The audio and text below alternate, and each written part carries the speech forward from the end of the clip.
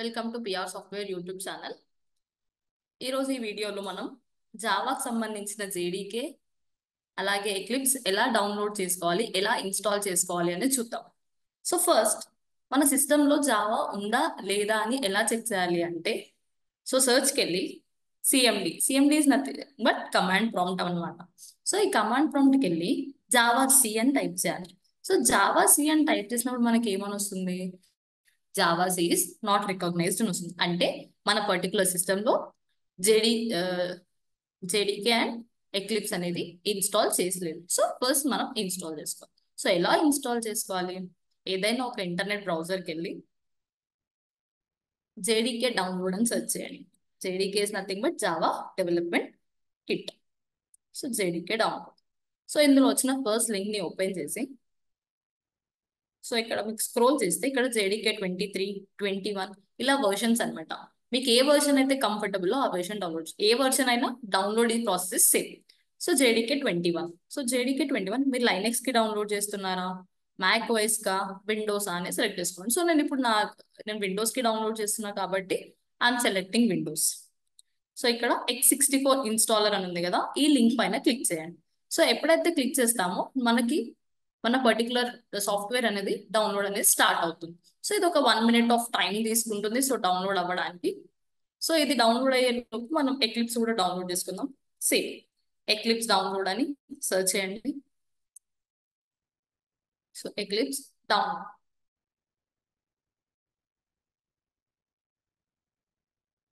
So ఇక్కడ download x64 ఉంది కదా, సెలెక్ట్ చేసుకోండి. సో అది నెక్స్ట్ స్టాక్ వెళ్ళి డౌన్. సో ఇది కూడా మనకి డౌన్లోడ్ అనేది స్టార్ట్ అయిపోతుంది. సో రైట్, ఇక్కడ చూడొచ్చు మీకు ఎక్లిప్స్ అండ్ జేడీకే రెండు డౌన్లోడ్ అవుతున్నాయి. సో వన్స్ ఇవి డౌన్లోడ్ అయిపోయినాక నెక్స్ట్ సెటప్ ప్రాసెస్ చూద్దాం మనం. సో జేడీకే డౌన్లోడ్ అయిపోయింది కదా, నేను దాన్ని ఫోల్డర్లో ఓపెన్ చేసుకుంటున్నా. అండ్ సో ఇక్కడ మీకు అప్లికేషన్ లాగా డౌన్లోడ్ అయింది. ఫస్ట్ దీన్ని సెలెక్ట్ చేసుకోండి.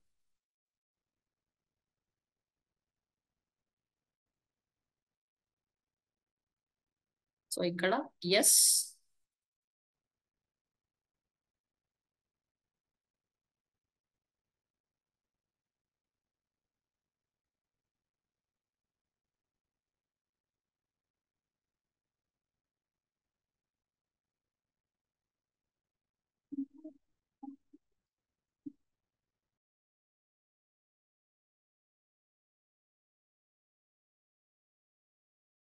సో ఇలా ఎస్ అని క్లిక్ చేసిన తర్వాత మళ్ళీ మనకి ఇక్కడ నెక్స్ట్ నెక్స్ట్. సో ఇది మనకి ఏంటంటే దాంట్లో ఉన్న ఫైల్స్ అన్ని డౌన్లోడ్ అవుతుంటాయి. సో ఇది ఒక 1 minute ఆఫ్ టైం తీసుకుంటుంది. సో వన్స్ ఇది అయిపోయింది, సో మన జేడీకే ఇన్స్టాలేషన్ అనేది అయిపోయినట్టు అనమాట. వన్స్ ఇది మొత్తం కంప్లీట్ గా ఫిల్ అవ్వాలి. సో ఎక్స్ట్రాక్టింగ్ ఇన్స్టాలర్, సో దాంట్లో ఉన్న ప్రతి ఫైల్ అనేది మనకి ఎక్స్ట్రాక్ట్ అవుతుంది అనమాట మన పర్టికులర్ సిస్టంలోకి. సో రైట్, ఇక్కడ క్లోజ్ కొట్టేసాను. సో ఎప్పుడైతే ఇలా చేస్తామో మన దాంట్లో సి ఫోల్డర్కి వెళ్ళండి. ఓకేనా, ఫైల్ మేనేజర్కి వెళ్ళి దిస్ పీసీ. సో మీకు సి డ్రైవ్ ఉంటుంది, సి డ్రైవ్కి వెళ్తే యూజర్స్లో, సారీ యూజర్స్ కాదు, ప్రోగ్రామర్ ఫైల్స్. ఓకే, ప్రోగ్రామర్ ఫైల్స్లో ఇక్కడ జావా అనే ఒక ఫోల్డర్ డౌన్లోడ్ అవుతుంది. ఓకే, సో జావా అంతా ఇప్పుడు మన జేడీకే 21 కదా ఇన్స్టాల్ చేస్తుంది. దీన్ని ఓపెన్ చేసుకుంటే ఈ పాత్ ఉంది కదా, ఇక్కడ పాత్ పైన క్లిక్ చేస్తే అది మొత్తం సెలెక్ట్ అవుతుంది. సో ఆ పర్టికులర్ పాత్ ని కాపీ చేసుకొని సర్చ్కి వచ్చేసి వ్యూ అడ్వాన్స్ సిస్టమ్ సెట్టింగ్స్ అని సెర్చ్ చేసుకోవాలి. View advance system settings. So ఇది ఓపెన్ చేసిన తర్వాత ఎన్వైరన్మెంట్ వేరియబుల్స్ ని సెలెక్ట్ చేసుకోండి. ఎన్వైరన్మెంట్ వేరియబుల్స్ ని సెలెక్ట్ చేసుకున్న తర్వాత ఫస్ట్ ఇక్కడ న్యూ అనే ఆప్షన్ లో వేరియబుల్ నేమ్ ఇవ్వాలి. వేరియబుల్ నేమ్ అనేది జావా _home అని ఇస్తున్నాం. మీరు ఏదైనా ఇవ్వచ్చు, నేను జావా _home అని ఇస్తున్నాను. సో నెక్స్ట్ వేరియబుల్ వాల్యూలో మనం కాపీ తీసుకునే పాత్ ఏదైతే ఉందో అది ఇక్కడ పేస్ట్ చేయండి. Okay, so first variable name ఇవ్వాలి, దాని తర్వాత వాల్యూలో మనం కాపీ చేసుకున్న పాత్ ఇవ్వాలి. So click okay. సో అది అయిపోయినాక సేమ్ ప్రాసెస్ కింద సిస్టమ్ వేరియబుల్స్ అని కదా, అక్కడ కూడా సేమ్ ప్రాసెస్ చేయాలి. సో ఇక్కడ కూడా జావా _home అండ్ సేమ్ ఆ పాత్ ని ఇక్కడ పేస్ట్ చేయండి. సో ఇక్కడ కూడా ఓకే, మొత్తం ఎంటైర్ ఓకే చేసేసి ఇక్కడ ఓకే అని క్లిక్ చేసేయండి.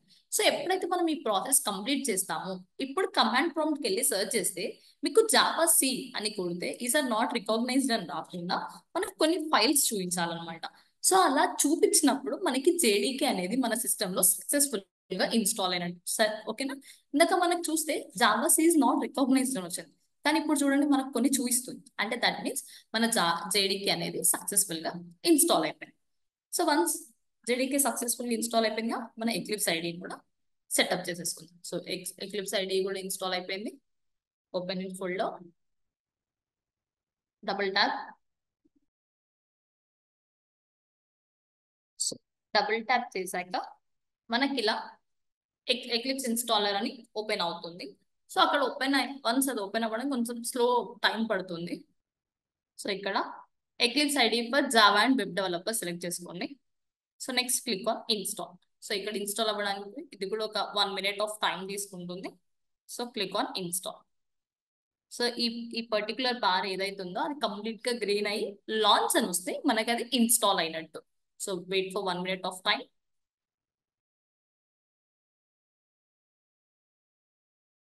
సో మనం సక్సెస్ఫుల్ ఇన్స్టాల్ అయిపోయిన తర్వాత మనకి ఇక్కడ లాంచ్ అని ఒక బటన్ వస్తుంది. So click on launch. So ఇప్పుడు మనకి మన అప్లికేషన్ అనేది ఓపెన్ అవుతుంది. సో వన్స్ అప్లికేషన్ ఓపెన్ అయినాక మనం సింపుల్ గా ఒక మెసేజ్ ఎలా ప్రింట్ చేయాలి జావాలో అనేది చూద్దాం. ఓకే, ఇలా ఎక్లిప్స్ ఓపెన్ అయిపోయాక ఇక్కడ బై డిఫాల్ట్ గా మనకి ఒక పాత్ వస్తుంది. మీకు ఈ పాత్ కావాలి అంటే ఉంచుకోవచ్చు, లేదు అంటే మీరు ఏదైనా లొకేషన్ చేంజ్ చేయాలి అని అనుకుంటే మీరు లొకేషన్ చేంజ్ చేయవచ్చు.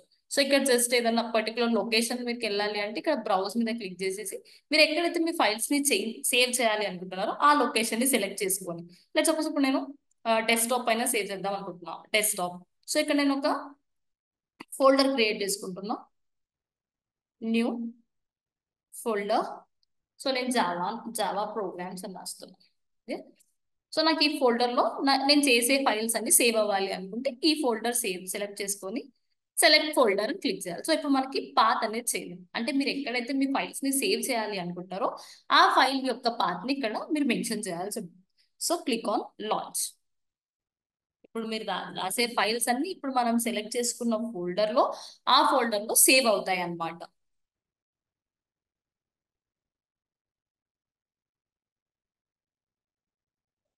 సో వన్స్ ఎక్లిప్స్ ఓపెన్ అవుతుంది. సో ఇలా ఫస్ట్ టైం ఇన్స్టాల్ చేసుకున్నప్పుడు ఓపెన్ అవుతుంది.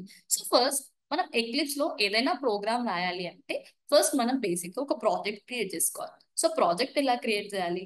ఫైల్, న్యూ, క్యాన్సిల్ చేసేసుకోండి, ఫైల్, న్యూ. సో ఇందులో మీకు న్యూలో జావా ప్రాజెక్ట్ అనే ఆప్షన్ కనిపిస్తుంది. సో ఎక్కడ మీకు జావా ప్రాజెక్ట్ ఇక్కడ కనిపిస్తే ఫైన్. ఒకవేళ మీకు ఎక్కడ జావా ప్రాజెక్ట్ అని కనిపించకపోతే అదర్స్కి వెళ్ళేసి ఇక్కడ జావా ప్రాజెక్ట్ అని సెర్చ్ చేసుకోండి, జావా ప్రాజెక్ట్. సో ఇక్కడ జావా ప్రాజెక్ట్ వచ్చింది, ఇది సెలెక్ట్ చేసుకొని నెక్స్ట్ పైన క్లిక్ చేయండి. సో నెక్స్ట్ క్లిక్ చేసిన తర్వాత ఇక్కడ మీ ప్రాజెక్ట్ నేమ్ ఇవ్వాలి. ప్రాజెక్ట్ నేమ్ అనేది మీ ఇష్టం, ఏదైనా ఇవ్వచ్చు. నేను ప్రాజెక్ట్ నేమ్ వచ్చేసి జావా సిరీస్ అని ఇస్తున్నాను. జావా సిరీస్ అని ఇస్తుంది. సో వన్స్ ఇచ్చిన తర్వాత ఇక్కడ క్రియేట్ మోడ్యూల్ ఇన్ఫో అని ఉంది కదా, ఇది అన్చెక్ చేసేసుకోండి. ఇది అన్చెక్ చేసేసుకోండి, ఫినిష్ చేసేసేయండి.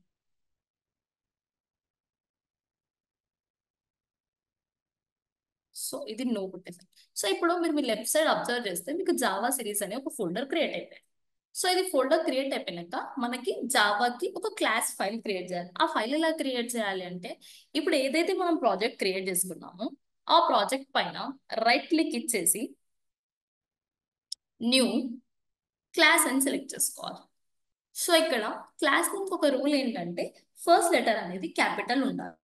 ఓకే, ఫస్ట్ లెటర్ అనేది క్యాపిటల్. సో నేను టెస్ట్ అని ఇస్తున్నా, టీ క్యాపిటల్ టెస్ట్. అండ్ ఇక్కడ మీకు పబ్లిక్ స్టాటిక్ వాయిడ్ మీన్ అని కనిపిస్తుంది కదా, ఈ బాక్స్ ని చెక్ చేసేసుకొని ఫినిష్ అని చేయాలి.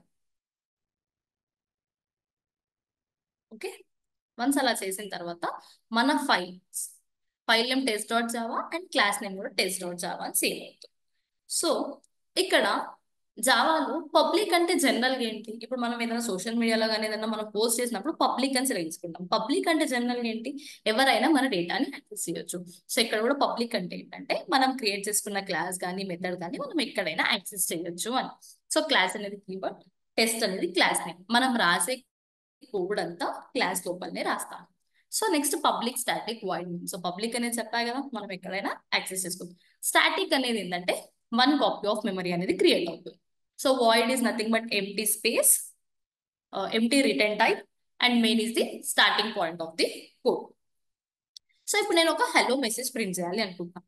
సో హలో మెసేజ్ ప్రింట్ చేయాలి అని అంటే మీకు జనరల్ గా సి లాంగ్వేజ్ ఐడియా ఉంటే మనం అక్కడ ప్రింట్ ఎఫ్ అని రాస్తాం. సో ఇక్కడ రాయాలి అంటే system dot out dot print అని రాస్తాం. ఏదన్నా ఒక మెసేజ్ ని ప్రింట్ చేయాలి అంటే మనం system dot out dot print అని రాస్తాం. సో ఈ పారాంథసిస్ లో మనకి ఏదైతే మెసేజ్ ఇవ్వాలి అనుకుంటున్నామో ఆ మెసేజ్ ని డబల్ కోట్స్ లో హలో అని ఇస్తాం. సో ఇక్కడ మనం ఒక సెమీ కాలన్ మెన్షన్ చేయాలి. Semi colon is nothing but line termination, అంటే ఆ లైన్ అక్కడికి ఎండ్ అవుతుంది అని చెప్తున్నాం. సో ఫైల్ ని సేవ్ చేసి ఫైల్ పైన రైట్ క్లిక్ ఇచ్చేసి right click run as Java application అని సెలెక్ట్ చేసుకోవాలి. సో ఎప్పుడైతే ఇలా రన్ చేసుకున్నామో మనకి కన్సోల్ అంటాం అనమాట. ఇక్కడ అవుట్పుట్ లో హలో అని వస్తుంది కదా, దీన్ని కన్సోల్ అనొచ్చు, యూజర్ విండో అనొచ్చు. మనం రాసిన కోడ్ కి అవుట్పుట్ అనేది మనకి ఇక్కడ కనిపిస్తుంది. సో ఇది అయిపోయింది. నాకు ఇప్పుడు ఇంకొక మెసేజ్ ప్రింట్ చేయాలి అనుకుంటాను. సో ఇంకొక మెసేజ్ ప్రింట్ చేయాలి అంటే సేమ్ మళ్ళీ system dot out dot print అని రాస్తాను. So print have a nice day అని రాస్తాను. సో ఇది హ్యావ్ ఎ నైస్ డే అనే మెసేజ్ కూడా నాకు అవుట్పుట్ లో ప్రింట్ అవ్వాలి. సో సేమ్ మళ్ళీ run as Java application. So save the file. So ఇప్పుడు మనకి ఏమైంది, మనం ప్రింట్ స్టేట్మెంట్స్ అనేవి 2 లైన్స్ లో ఇచ్చాం, కానీ మనకు వచ్చే అవుట్పుట్ మాత్రం సింగిల్ లైన్ లో వస్తుంది. సో ఇప్పుడు నాకు మల్టిపుల్ లైన్స్ లో ప్రింట్ అవ్వాలి అంటే ఏం చేయాలి? జనరల్ గా మనం సిలో అయితే బ్యాక్ స్లాష్ ఎన్ అని రాస్తాం. సో ఇక్కడ కూడా బ్యాక్ స్లాష్ ఎన్ అని రాసినా వర్క్ అవుతుంది. సో బ్యాక్ స్లాష్ ఎన్ అంటే ఏంటి? న్యూ లైన్ కానీ నెక్స్ట్ లైన్ కానీ అని అంటాం. సో బ్యాక్ స్లాష్ ఎన్ రాసినా కూడా మనకి ఇక్కడ వర్క్ అవుతుంది. యాక్చువల్లీ మరి ఇది జావా కాన్సెప్టా? కాదు. సో మరి జావాలో న్యూ లైన్ రావాలి అంటే ఏం చేయాలి? Print LN. ఎల్ఎన్ అన్న new line next line. So normal గా ప్రింట్ రాసిన వర్క్ అవుతుంది, ప్రింట్ ఎల్ఎన్ రాసిన వర్క్ అవుతుంది. ప్రింట్ ఎల్ఎన్ అంటే ఏంటంటే ఆ లైన్ పర్టికులర్ లైన్ ఏదైతే ప్రింట్ అయిన తర్వాత మనకి ఆటోమేటిక్ గా న్యూ లైన్ అనేది ఎంటర్ అవుతుంది అనమాట.